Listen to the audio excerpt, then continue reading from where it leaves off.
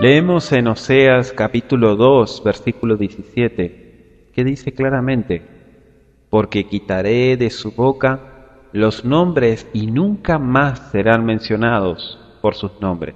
Muchas personas no pueden comprender cómo es posible que se haya hecho tanta abominación en cuanto a traducción. Los nombres de Jesús, Cristo, Jehová, etc., no solo son nombres blasfemos, sino que también son nombres paganos, sucios e inmundos. Un detalle muy importante que se les pasó por alto es que los nombres no se traducen.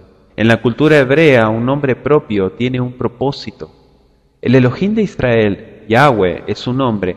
Nos advirtió no solamente que la pluma mentirosa de los escribas torcerían la riqueza del idioma hebreo, sino que también, como leímos en el profeta Osea, que nos quitarían los nombres paganos de nuestras bocas.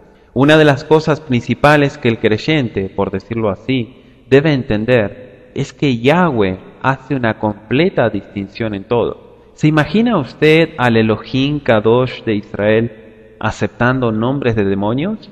Claro que no. En la primera versión de las Escrituras Sagradas, del hebreo al griego, en el Pasuk 1, es decir, el versículo 1 de Génesis, pusieron en el griego enargi episten o Zeus ton ouranon keitingin. En el principio creó Zeus los cielos y la tierra, cuando en realidad la palabra original es Elohim, que nada tiene que ver con ese otro nombre. En el texto original dice Bereshit bara Elohim et hashamayim ve'et haaretz. En el principio creó Elohim los cielos y la tierra. Entonces, entendiendo que este dios pagano de los griegos influenció toda la cultura occidental con sus ideales, veamos por qué se colocaron estos nombres.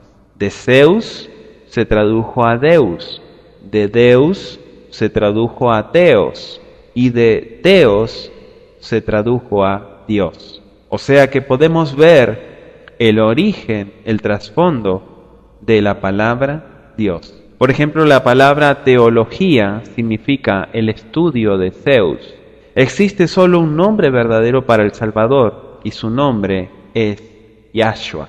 Jesús en griego, Jesús, de acuerdo al uso actual desde el siglo II, cuando empezó, al principio a ser introducido encubiertamente por los apologistas, hasta que finalmente decretado como el nombre oficial del Salvador por el emperador perverso Constantino y confirmado en el primer concilio de Nicea en el siglo IV. Desde entonces y a partir de ahí está plasmado en los códices griegos postniceanos, de modo que al reequivaler las 5 letras del nombre griego Jesús, tenemos Jesús, lo cual para nada tiene relación con el nombre original Yahshua. Buscando entonces los fonemas que tengan sentido en las dos lenguas antecitadas, encontramos al menos 2 sustantivos.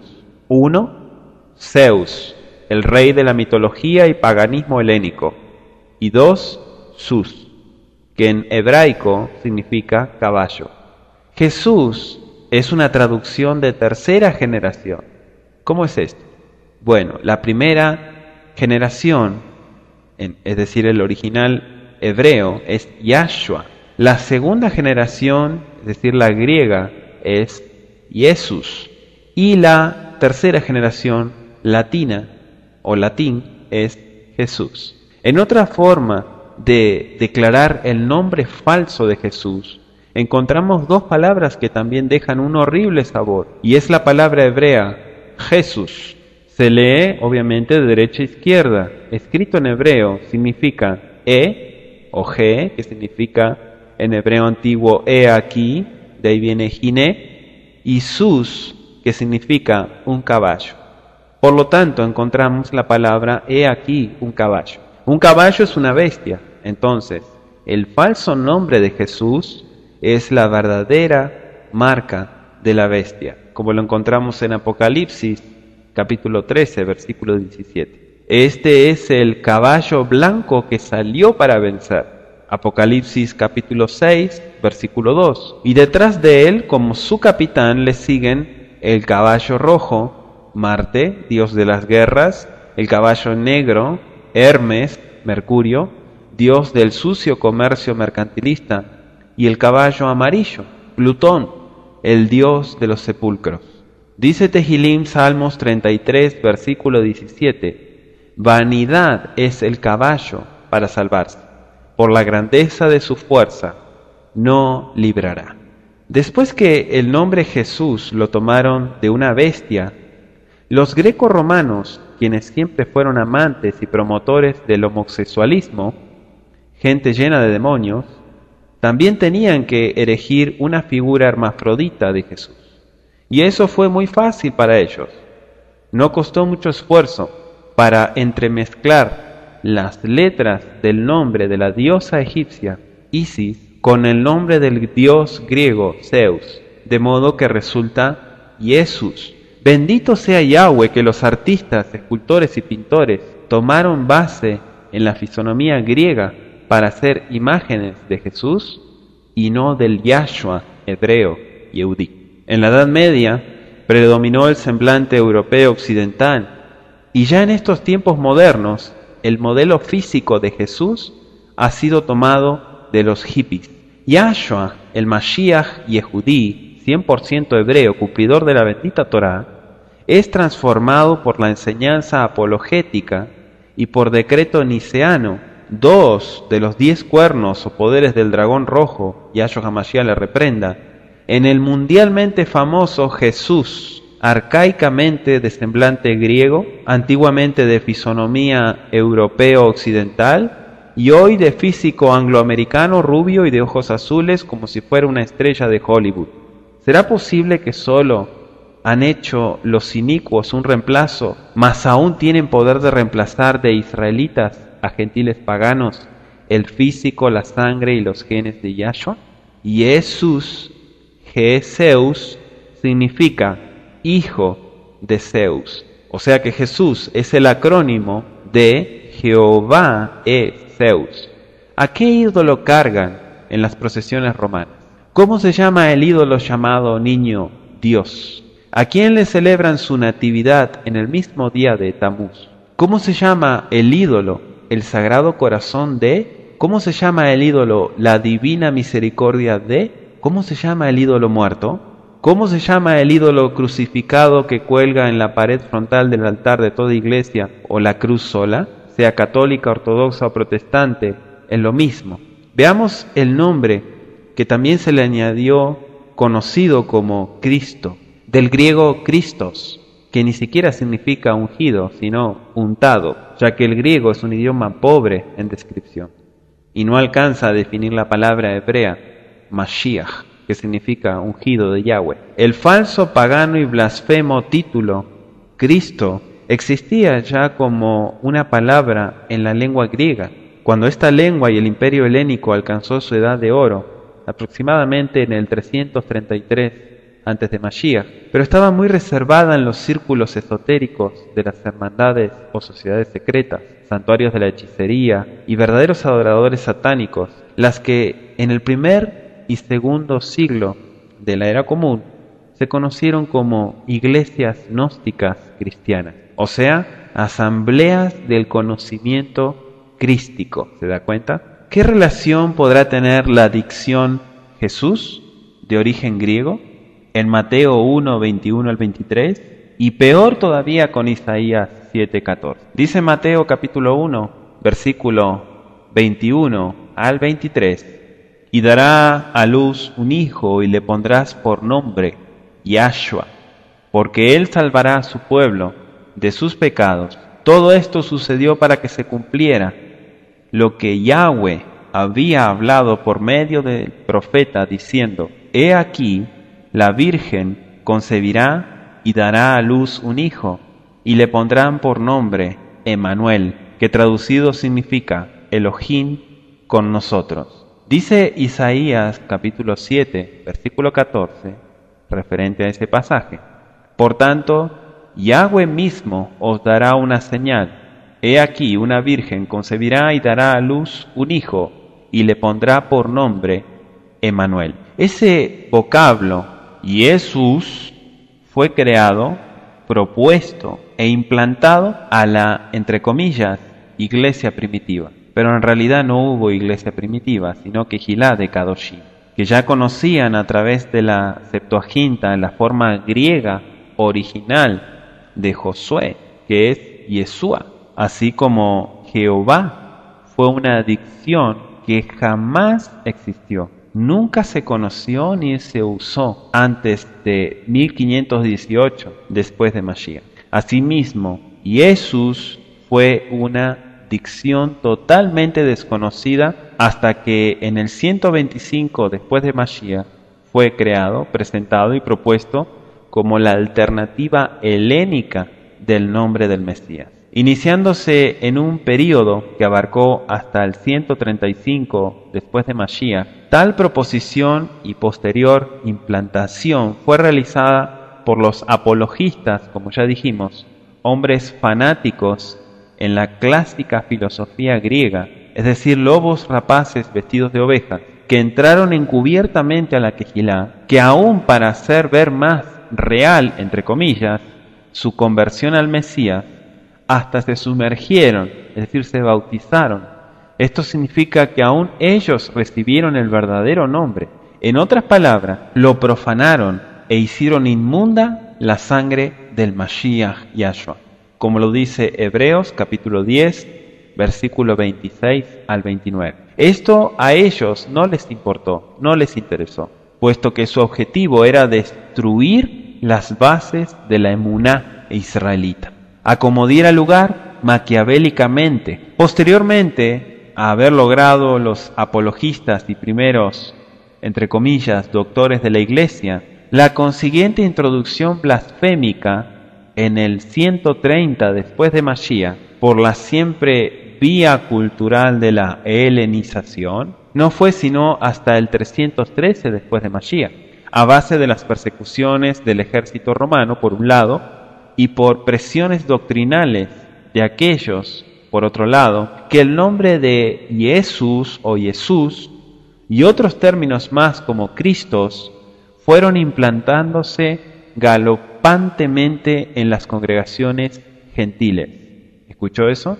Congregaciones gentiles. No así en las israelitas, que cada vez que se les fue haciendo vocabulario familiar, doméstico y cotidiano, desde Domiciano, Nerón y Adriano hasta Maximiano, Licinio, Mayencio y su campeón, entre comillas, Constantino, fue una cruenta guerra contra los Kadoshim, contra los santos, hasta vencer, con la incondicional e infaltable ayuda de los doctores de la Iglesia, desde las disputas públicas, a quien más retórico y erudito, llenando la historia de calumnias contra los Kadoshim, tildándolos de herejes, tildándolos de apóstatas, de gnósticos, de diabólicos, hasta el filo de la misma espada y el golpe del mazo.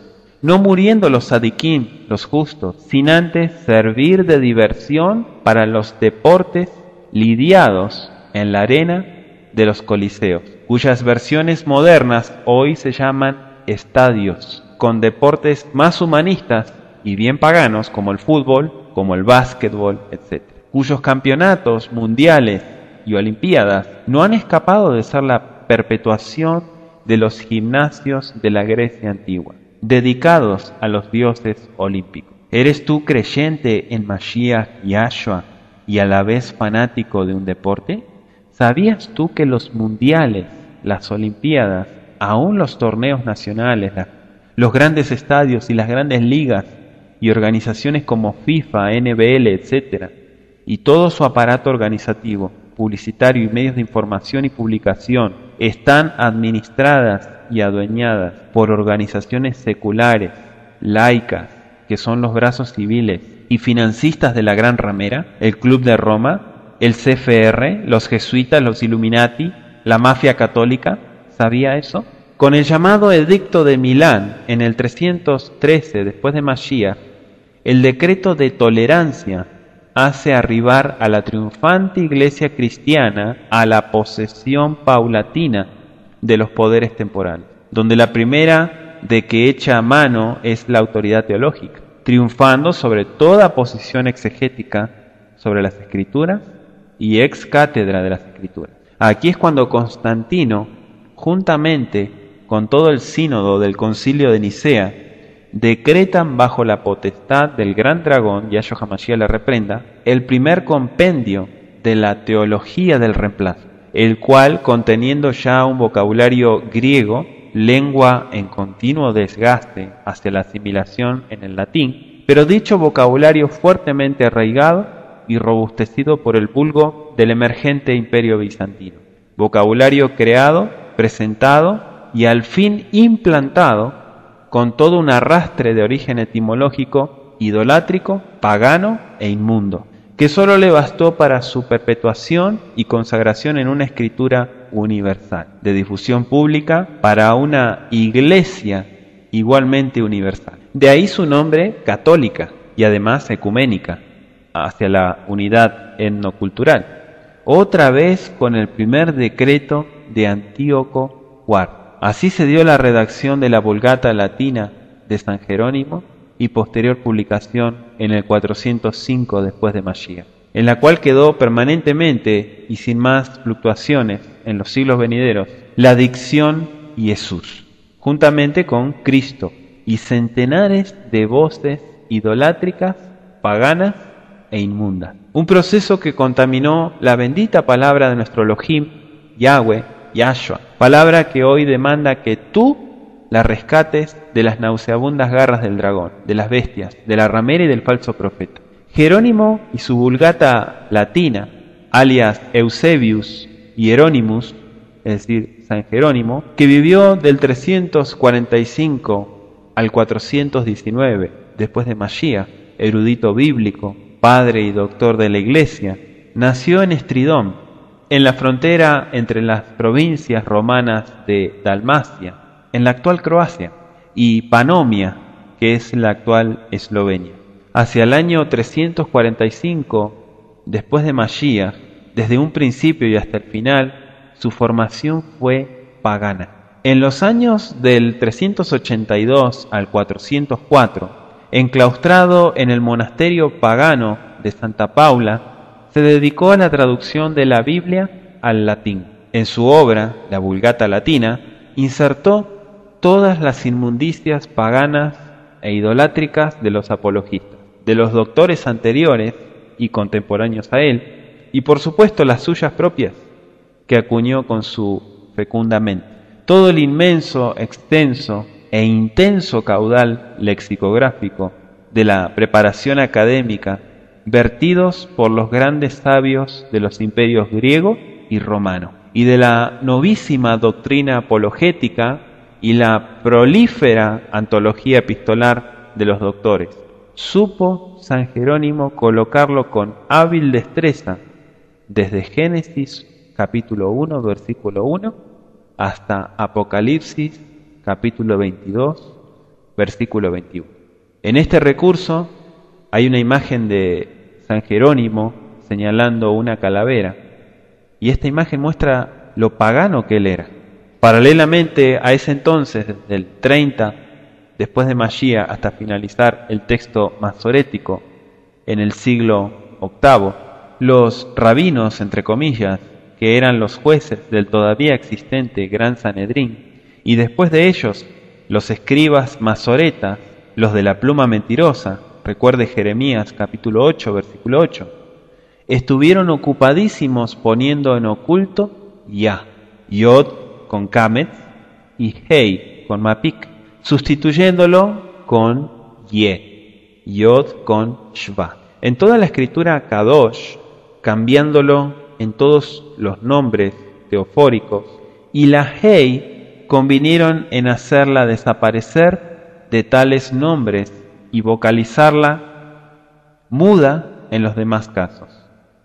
Esto fue a causa que nuestro Adón Yahshua HaMashiach, después de casi 4 siglos que el pueblo Yehudí practicó unilateralmente la inefabilidad del nombre, él, con autoridad celestial, porque él es Elohim, enseñó, como parte integrante de las Besarot, es decir, de las buenas nuevas, que siempre y con libertad debe invocarse el nombre de Yahweh y el suyo, Yahshua. En otras palabras, no es optativo si el creyente elige hacerlo o no.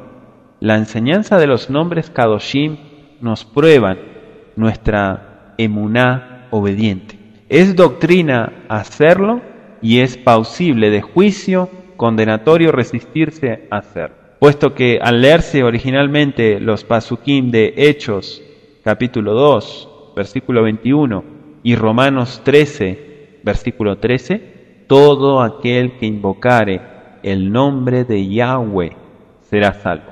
Y además por los pasukim de Hechos 4, 10 y 12, donde dice, en el nombre de Yahshua HaMashiach, y en ningún otro hay salvación, porque no hay otro nombre debajo de los Shamaim dado a los hombres, en que podamos ser salvos. He aquí 3 testigos, Kefa, Pedro, Gilel, Lucas y Shaul, Pablo.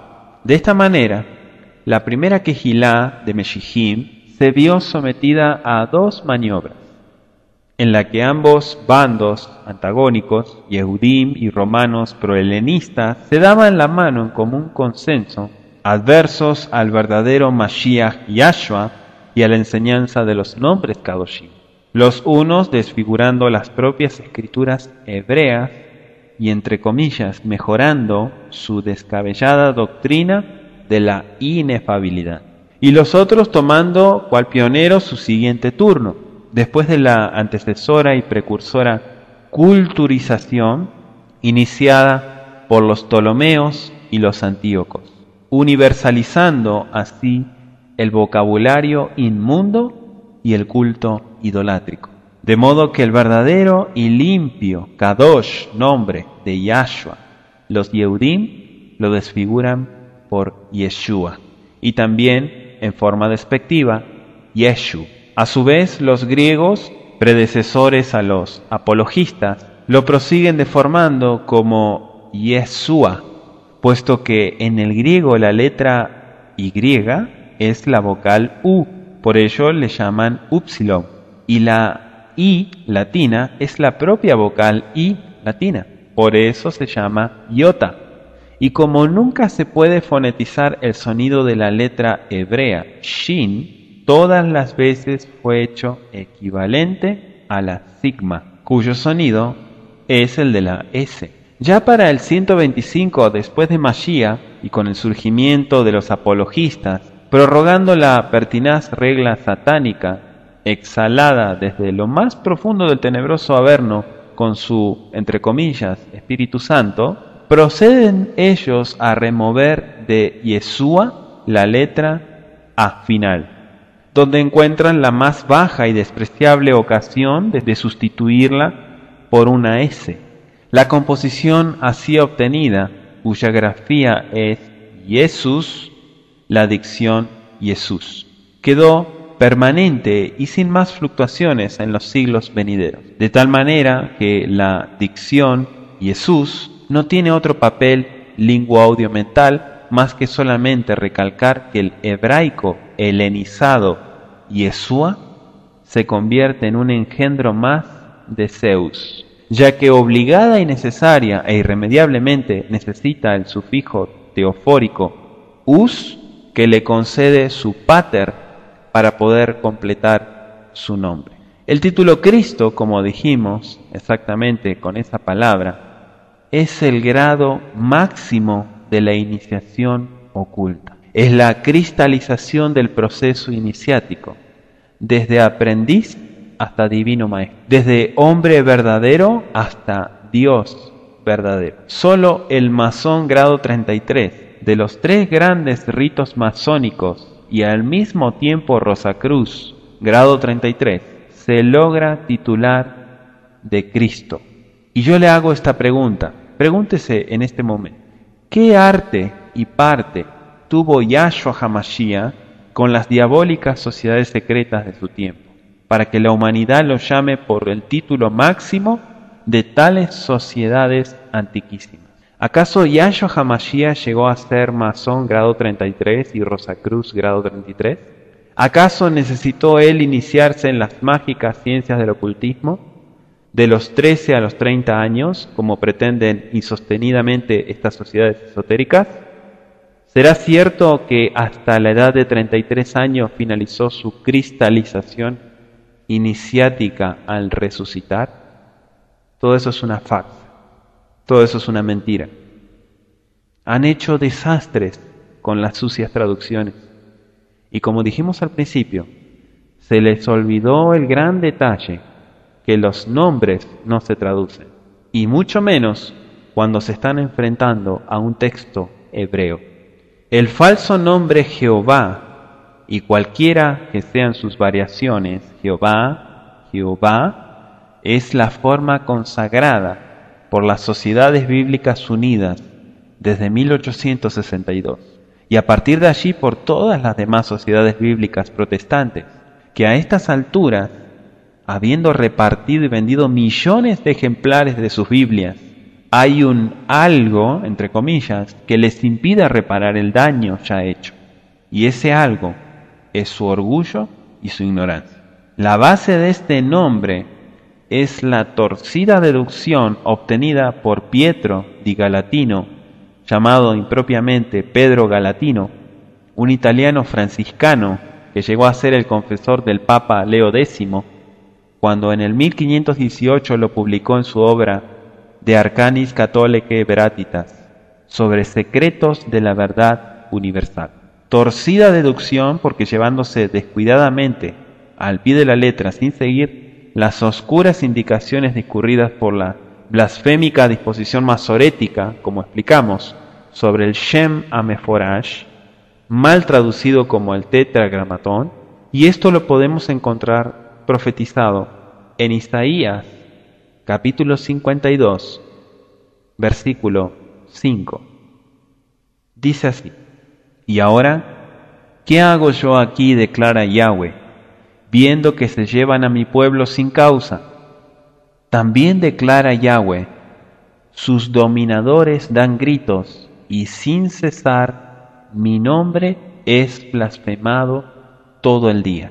Interpretó que el nombre inefable era Jehová. En otras palabras, tomó literalmente, tal como halló el Tetragramatón en el texto masorético, Jehová, sin distinguir entre Ketiv, que significa así está escrito, pero no lo lea así, y Kere, que significa léase tal como está escrito. Galatino latinizó la Yod por la I latina, no colocó tildes y eliminó la Hei final. Su resultado, Jehová, que posiblemente lo habrán pronunciado Yehová. Para el 1862 ya lucía así, Jehová. Pero, ¿de dónde vino la J? En español antiguo, la I latina se escribía alargada y cursiva, algunas veces adornada con cedilla, como una especie de coma al inferior. La I latina, de allí vino su forma J.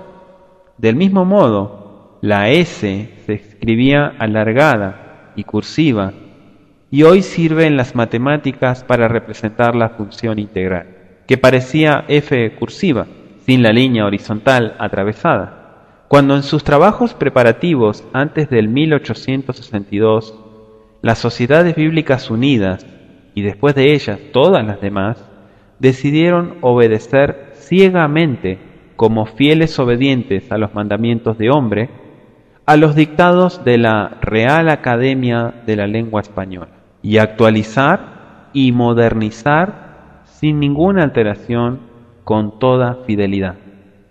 ¿A saber en qué? El texto de la Biblia del Oso de Casiodoro de Reina, del 1569, y revisada por Cipriano de Valera en el 1602, trascendió en 1862, en que colocaron la J antigua, cuyo sonido original fue I latina, como lo continúan teniendo muchas lenguas romances modernas, y hasta incluso las anglosajonas lo tienen. con sonido español hoy moderno, idéntico a la H de home en inglés. Resultado, Jehová pasó a ser Jehová.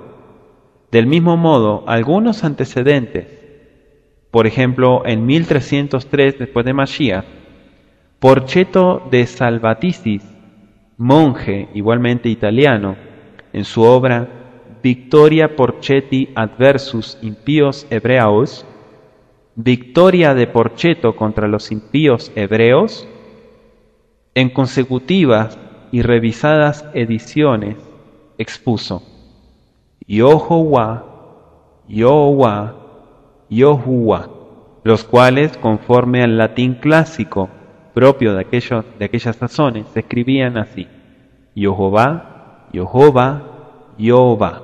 En 1272, después de Mashiach, Ramón Martí, fraile español, en su obra Pugio Fidei, Defensa de la Fe, expuso que el nombre de Dios lo encontró así, Yehová, es decir, en latín clásico, Jehová. Su nombre es Yahweh, y no como lo han distorsionado, dejando otro sabor católico y antisemita. Ni mucho menos como hoy en día lo están propagando como Yahuwah. Todo eso es falso. Yahshua significa Yahweh, salva. No hay otro nombre, aleluya. Parte de la restauración de todas las cosas es que nuestra forma de dirigirnos al Todopoderoso, ya sea en el nombre o en los atributos, sea de manera kadosh, no adulterada, con términos comunes y corrientes, no. Uno de los títulos, por decirlo así, es el Señor, tomando como excusa que viene de Adón o Adonai, dicho en diferentes países según su idioma como Señor en portugués, Signor en francés, Signore en italiano, Lord en inglés, Herr en alemán, Herre en holandés, Dominus en latín y Curios en griego. Aunque la palabra española Señor es de las más nuevas, se inició con las primeras traducciones castellanas, basadas en la Vulgata latina, como ya hemos explicado. Hablamos de los finales de la Edad Media. Además, es de las que más ha variado en sintaxis, es decir, no conservó similitud. Sí tiene, por ejemplo, Zeus con Theo, con Teo, con Deus y con Dios. En sí es la primera blasfemia en toda la historia. Parte de la Torá y todo el canon histórico de las Escrituras, incluyendo los deuterocanónicos y todo el canon de profetas, está asquerosa y bárbaramente lleno de vergonzosas prácticas idolátricas. Primero de los cananitas y posteriormente del mismo pueblo elegido, es decir, los israelitas, de la época de los reyes postdavídicos, en torno al culto a Baal, hoy rendido globalmente como Baal.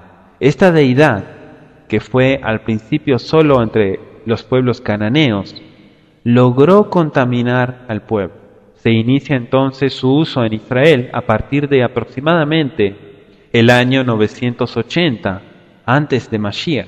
Por fonología hebraica, la palabra significa dueño o cabeza de familia, y como tal, cuando era palabra limpia, fue sinónimo de Adón, siendo Adonai su superlativo. En la relación propiedad laboral, ambos vocablos, Adón y Baal, indistintamente significaban propietario, amo, patrón, jefe, dueño. En la relación matrimonial, Baal también tenía el significado de esposo, no marido, que es Ish, y actualmente en hebreo se dice Geber. El problema comenzó cuando los cananeos dieron nombre a su serie de ídolos locales, esquema toponímico exacto de lo que hoy son los santos patronos del catolicismo, siendo precisamente el designativo como primer nombre, el cual acompañó a un segundo nombre como complementario. Y así vemos en las escrituras y en los diccionarios Baal Berit, Baal Peor, Baal Zephon, Baal Zebub, el cual originó Beelzebú. Yahshua HaMashiach le reprende. El que los cananitas, que formaron un total de 70 naciones, tomaron precisamente la dicción Baal como base lingüística para cimentar su cultura y religión totalmente paganas, hizo que para nuestro dueño, que es Adonai Yahweh, Yahshua, sea tomada definitivamente como blasfemia, puesto que él, Barujú, bendito es él, dijo que nombres de otros dioses no mencionaréis, ni se oirá de vuestras bocas. Y eso lo encontramos en Éxodo capítulo 23, versículo 3. Es una de las mitzvot de la Torá. Asimismo, Nebo es otro nombre que quedó destituido de la Lashon HaKodesh, es decir, la lengua apartada, la lengua pura. Como por ejemplo lo vemos en Números capítulo 32, versículo 38. Adonai y Adonai Yahweh existe en muchos pasajes de las Escrituras, en arcaicas inscripciones paleográficas, en los rollos del Mar Muerto, en otros rollos antiguos como el elefantino, en el texto masorético, etc. Pero si existiera Baal Yahweh o algo así, Yahweh es Baal, en puro hebraico, Kabal así Baal, en el supuesto entendido que a Yahweh le da igual que si le llamen, por favor, no duden en hacérmelo saber inmediatamente y envíenme un correo electrónico si usted encuentra la palabra Baal Yahweh. Este vocablo evolucionó de Baal a Bel, a Curios, a Dominus y finalmente a Señor. Y así también como hemos dicho que Yahweh pasó a ser desplazado directamente por Zeus. Elohim se transmutó a Teo, el cual es derivado de Zeus, ya que es su declinación dativa. Y Dios, cuya es la declinación genitiva, Adonai, el título o atributo supletorio que los Yehudim, que los judíos, usaban y continúan usando para vocalizar el tetragramatón, o en hebreo, Shem Ameforash. En su errática y fanática doctrina de la inefabilidad, el cual dice que es blasfemia pronunciarlo tal como es, lo cambiaron por Curios, Baal igual a Señor. Y aún posteriormente lo ridiculizaron comparándolo con Adonis, un dios de cuarta categoría en el panteón griego. Con el paso de los días, meses, años y siglos, fue creciendo y multiplicándose este glosario satánico. A partir de dicciones relevantes y principalmente de gran importancia y principal vocación, se fue extendiendo a dicciones menores. Neuma, espíritu, sustituye a ruach, aliento o soplo. Agios, sacro, santo, cambia a kodesh y kadosh. Como hemos dicho y lo reafirmamos, que el griego es un idioma tan pobre que para describir al ruach de Elohim le pusieron paracletos, que se traduce como muleta, y tantas otras aberraciones como lo encontramos en Juan 14:16, Juan 14:26, Juan 15:26 y Juan 16, versículo 7, etc. Así se coronó a base de continuas e intensas reprensiones, persecuciones, masacres y genocidio aquella nefasta metamorfosis, la cual más antes había sido gestada desde un principio por la dinastía greco-egipcia, concretamente por Ptolomeo II Filadelfo, quien a una grandísima diferencia de los antíocos, sin necesidad de utilizar métodos violentos, utilizó la persuasión ideológica, utilizando el atractivo de las artes, especialmente seduciendo a las mentes con la literatura y la inclinación a la filosofía, una palabra que tiene su significado como filos, amor, sofía, amor a la sabiduría. ¿Cuál sabiduría? la sabiduría del hombre.